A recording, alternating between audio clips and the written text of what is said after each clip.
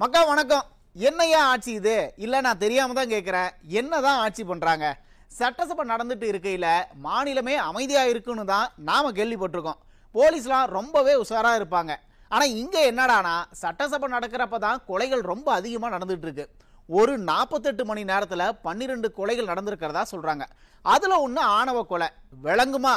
காவல்துறை அப்படி என்னதான் பண்ணுறாங்க? தூங்குறாங்களா?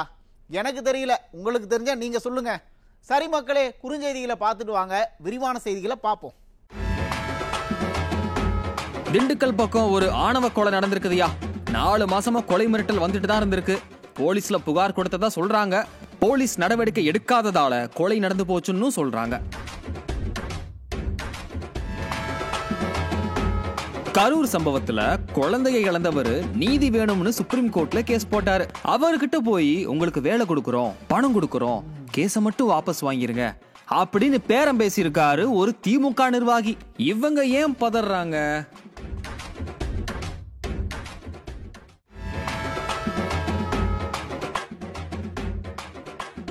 சென்னை மாநகராட்சி அதிகாரிகள் கிட்ட மனு கொடுக்க போன தூய்மை பணியாளர்களை கைது பண்ணிருக்காங்க.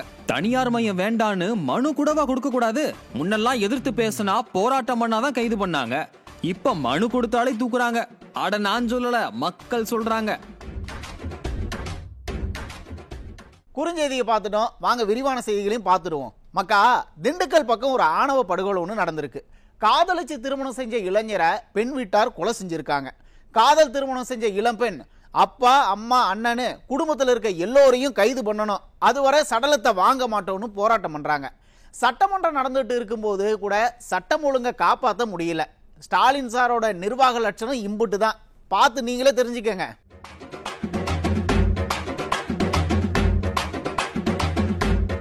மாவட்டம் வத்தலகுண்டு பக்கம் ஒரு ஆணவ படுகொலை நடந்திருக்கு. ஆணவ படுகொலைன்னு சொன்ன உடனே திடுதிடுப்புன்னு நடந்துருச்சு அப்படின்னு நினைக்காதீங்க. 4 மாசமா தொடர்ந்து கொலை மிரட்டல் எல்லாம் விட்டு 1க்கு 2 தடவை வீடேறி வந்து மிரட்டிட்டு எல்லாம் போயிருக்காங்க. அதுக்கு பிறகுதான் கொலையே நடந்திருக்கு. காதல் திருமணம் செய்த இளைஞரை அவரது மனைவியின் அண்ணன் மிரட்டுற ஆடியோ எல்லாம் வெளிவந்திருக்குதியா.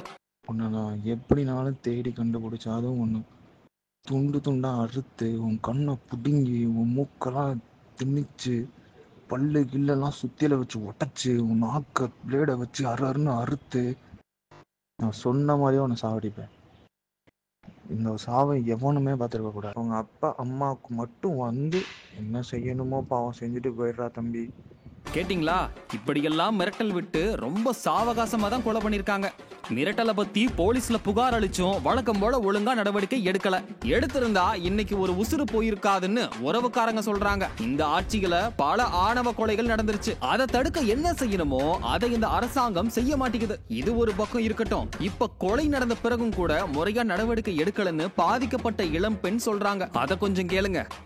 இது வந்து திட்டமிட்டு 10 பேர் இல்லாட்டிலும் 5 பேர் சேர்ந்துட்டு வந்து இதுல வந்து எப்படியும் எல்லாத்தையுமே எல்லாத்தையும் எஃப்ஐஆர் போட்டு எல்லாத்தையுமே போலீஸ் ஸ்டேஷன் வைக்கிறோம்.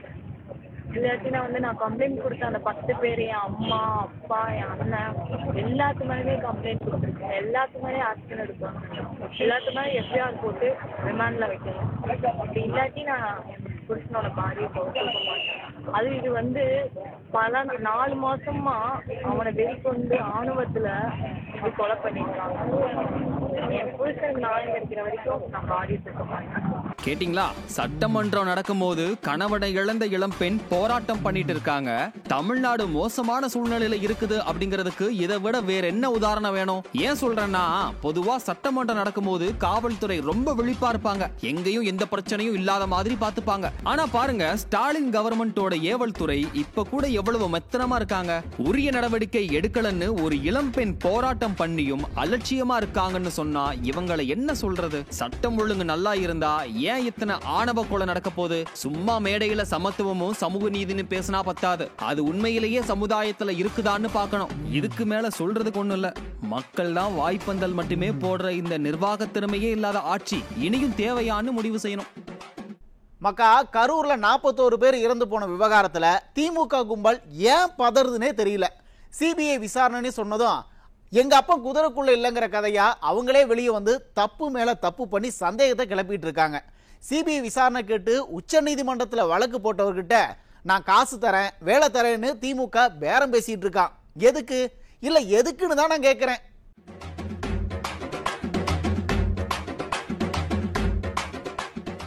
வணக்கம், நான் தான் பிரபாகரன் பேசுகிறேன். போன 27ஆம் தேதி விஜய் பிரச்சார கூட்டத்துக்கு நான், என் பாப்பா, என் மாப்பிள்ளை 3 பேரும் போனோம்.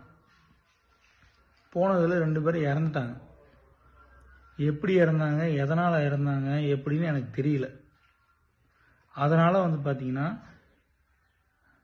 நான் சிபிஐ விசாரணை வேணும்னு சொல்லிட்டு நானாகவே பார்த்தீங்கன்னா தான் கேஸ் கொடுத்தேன்.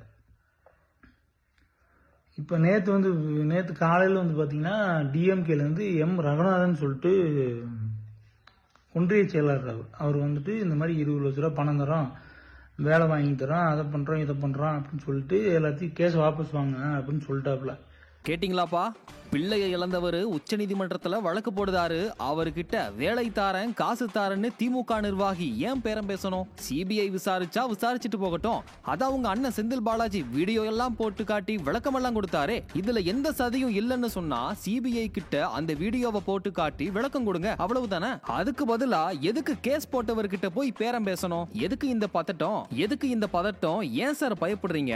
இதுல கொடுமை என்னன்னா, இவர் கேஸே போடலன்னு ஊடக உடன்பிறப்புகள் வேற ஒப்பாரி வச்சுக்கிட்டு இருக்காங்க. என்னதான்ப்பா பிரச்சனை உங்களுக்கு? இந்த சம்பவத்துக்கு பிறகு என் உயிருக்கு பாதுகாப்பு இல்லைன்னு சிபிஐ கேட்டு வழக்கு போட்டவர் சொல்றாரு. இவங்க இந்த மாதிரிலாம் பண்றவங்க வேற என்ன வேணாலும் பண்ணலாம். நானும் எங்க அம்மாவும் மட்டும்தான் இருக்கு. இப்ப என் குடும்பத்துல எனக்கும் எங்க அம்மாவுக்கும் உயிருக்கு உத்தரவாதம் வேணும். இவங்க இதெல்லாம் பண்றவங்க என்ன வேணா பண்ணுவாங்க. எனக்கு எங்க அம்மாவுக்கும் உயிருக்கு உத்தரவாதம் வேணும். அதுக்கு பாத்தீங்கன்னா சுப்ரீம் கோர்ட்டு தான் உத்தரவு. அது எனக்கு சொல்ல தெரியல, நீங்க தான் பார்த்து பண்ணிக்கணும். இதெல்லாம் எவ்வளவு பெரிய வெக்கக்கேடு தெரியுமா?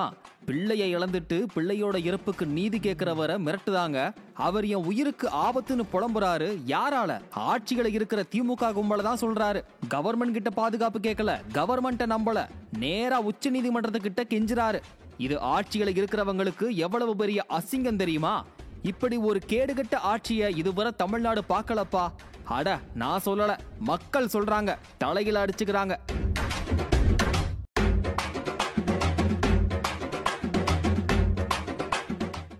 ஓய்வு பெற்ற அரசு ஊழியர்களுக்கு பணிக்கொடை மற்றும் விடுப்பு கால ஈட்டிப்பு தொகை கொடுக்க நிதி இல்லைன்னு சொல்ற ஆளும் அதிகாரிகள் சம்பளம் வாங்கவே தகுதி இல்லாதவங்கன்னு கடுமையா சாடி இருக்கு உயர்நீதிமன்றம் மதுரை கிளை.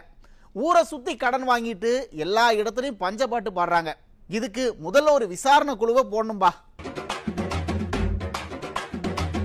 விருதுநகர் மாவட்டத்துல ஓய்வு பெற்ற அரசு ஊழியர் ஒருத்தர் ஓய்வு பெற்று 3 ஆண்டுகள் ஆகியும் தன்னோட பணிக்கொடை மற்றும் விடுப்பு கால ஈட்டிப்பு தொகையை பெற முடியாம நீதிமன்றத்துக்கு போயிருக்காரு.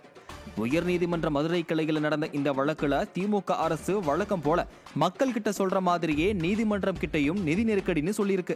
அதை கேட்ட நீதிமன்றம் இதை ஒரு காரணமா சொல்லி ஓய்வூதியம் தராம இருக்கிறது அரசியலமைப்புக்கு எதிரானதுன்னு சொல்லி கடுமையா சாடி இருக்காங்க. அது மட்டுமா, பணிக்கொடை மற்றும் விடுப்பு கால ஈட்டிப்பு தொகைன்றது பரிசு கிடையாது. அரசு அவரோட வாழ்நாள் உழைப்பிற்கு பலனா பெறப்படுற சொத்துன்னும் அதை கொடுக்க தவறுனா ஆளும் அதிகாரிகள் தங்களோட சம்பளத்தை வாங்குற தகுதியே இழக்குறாங்கன்னும் கண்டனம் தெரிவிச்சிருக்கு. சுத்தி கடன் வாங்குறாங்க, ஜனங்க கிட்ட வரி வாங்குறாங்க, ஜாலியா கார் ரேஸ்லாம் நடத்துறாங்க. ஆனா ஒரு அரசு ஊழியருக்கு கொடுக்க வேண்டியதை கொடுங்கன்னு கேட்டா நிதி இல்லைங்கிறாங்க. ஊர்ல ரோடு இல்ல, ரோடு போடுங்கன்னா நிதி இல்லைன்றாங்க. கல்விக்கு நிதியை ஒதுக்க சொன்னா மத்திய அரசு கொடுக்கலன்றாங்க. என்னப்பா இது கவர்மெண்ட்?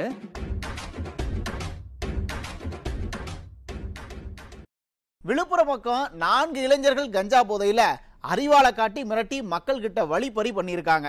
அவங்க வெட்டினதுல சிலர் மருத்துவமனையிலும் இருக்கிறதா சொல்றாங்க. ஸ்டாலின் சார், என்ன சார் இது? சட்டம் ஒழுங்கு இப்படி சீரழிஞ்சு போயிருக்கு. என்னமோ சரி மக்களே, இன்னைக்கு நிகழ்ச்சி தோட முடிஞ்சது. மீண்டும் நாளைக்கு மறுபடியும் சந்திப்போம். நன்றி, வணக்கம்.